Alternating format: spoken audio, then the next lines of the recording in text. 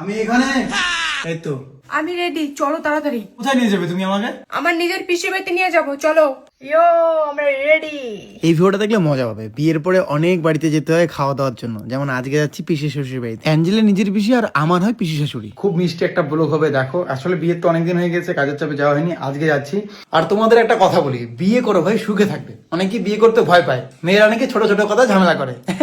কে বলেছে ভাই মেয়েরা ছোট ছোট কথা ঝামেলা করে? কে বলেছে মেয়েরা ছোট ছোট কথা ঝামেলা করে? একদম মিথ্যে কথা। দাঁড়াও, আমি একটু আসি।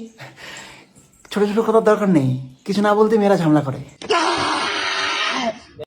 কে বলেছে মেয়েরা ছোট ছোট কথা ঝামেলা করে? করে না, মেয়েরা কখনোই ঝামেলা করে না। এক বস রেডি হওয়ার পরে একটা বাজারে আসলাম, এখান থেকে ফলমূল কিছু নিয়ে পিসি শাশুড়ির বাড়িতে যাব। ফাইনালি চলে আসছি পিসির বাড়িতে। আর এই দেখো। ব্যাগে এত ভারী। এটাতে নিয়েছি চিনি, চাপাতি। আর মিষ্টি চলে আসো খায় না, পিসিমা। এই যে দেখা পিসি যাবে, চলে আমার। আসো।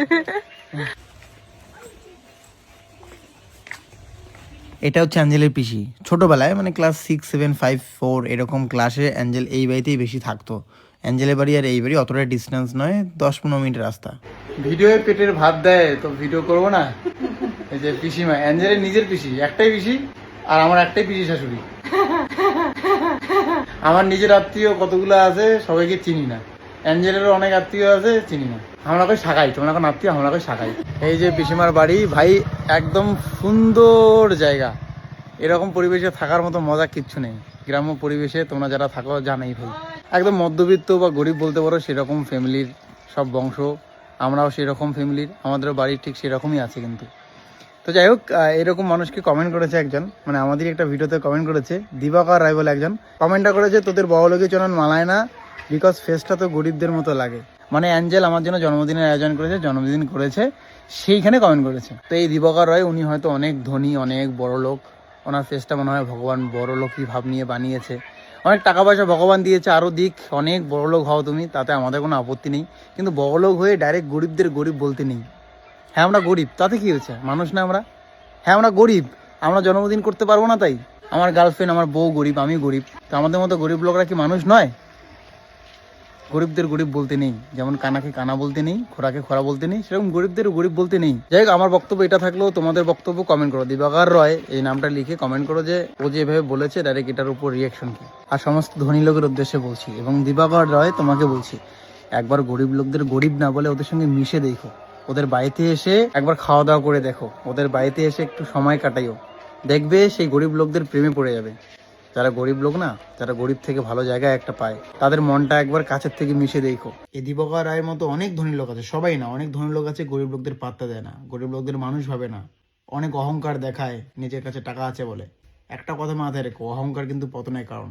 কপালের চাকা কখন কোন দিকে ঘোরে কোনো ঠিক নেই। আর একটা জিনিস মাথায় রেখো, গরিবরাই কিন্তু দেশে রাজ করছে, বিশ্বে রাজ করছে। পেট্রোল পাম্পে কাজ করে আজকে ভারতের 1 নম্বর ধনী ব্যক্তি হয়েছে আমাদের দেশেই। এক ব্যক্তি যে জঞ্জাল সাফ করতো, সে আজকে বিশ্বের অন্যতম ক্রিকেটার হয়েছে, যার নাম ক্রিস গেইল। এক ব্যক্তি যিনি চা বিক্রি করতো, উনি আজকে দেশের প্রধানমন্ত্রী হয়েছে। এরা প্রত্যেকেই গরিব ছিল, আর সেই গরিব লোকগুলোই দেশে রাজ করছে। আমাকে গরিব বলছে, আমার তাতে আপত্তি নেই, কিন্তু আমার খারাপ লাগে আমার চোখের সামনে কোনো গরিব লোককে গরিব বলে অপমান করলে। কেন ভাই? গরিব বলে মানুষ নয় তারা, কেন গরিবকে গরিব বলো? টাকা পয়সা হয়েছে জন্য অহংকার দেখাও না, সেদিন পতন হবে বুঝবে। আর প্রতিটা গরিব লোককে বলবো, জোশ নাও। যারা তোমাকে অপমান করে, তোমার কিছু নেই বলে, তুমি গরিব বলে তোমাকে পাত্তা দেয় না, আমি জানি ভাই, এই সমাজে আমি মিশেছি, এই সমাজকে আমি চিনি। প্রতিটা গরিব লোক নিজের মধ্যে জোশ তৈরি করো।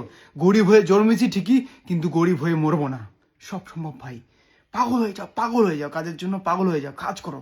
আরে ভাই, কে কি বলে বলুক, যারা তোমাকে নিয়ে খারাপ কথা বলছে, তারা হসপিটালে যখন তুমি ভর্তি হবে তোমার পাশে দাঁড়াবে না। তোমার মা অসুস্থ হলে তোমার মাকে ওষুধ কিনে দেবে না, তোমার সংসারের দায়িত্ব তারা নেবে না ভাই। তো তাদেরকে নিয়ে কেন ভাবো কে কি বলে বলুক? কিন্তু যারা তোমাকে অপমান করবে তাদেরকে ভুললে হবে না ভাই, তাদেরকে কাজে জবাব দিতে হবে। তুমি কাজে একটা ভালো জায়গা তৈরি করবে, তারা জ্বলবে। এটার মতো মজা কিচ্ছু নেই ভাই। দেবে মোর অত ডায়লগ না শুনেন, যদি কথাগুলো ভাল মনে হয় কাজে লাগান, আর যদি ভাল মনে না হয় একটা গালি দিয়ে দাও ভাই।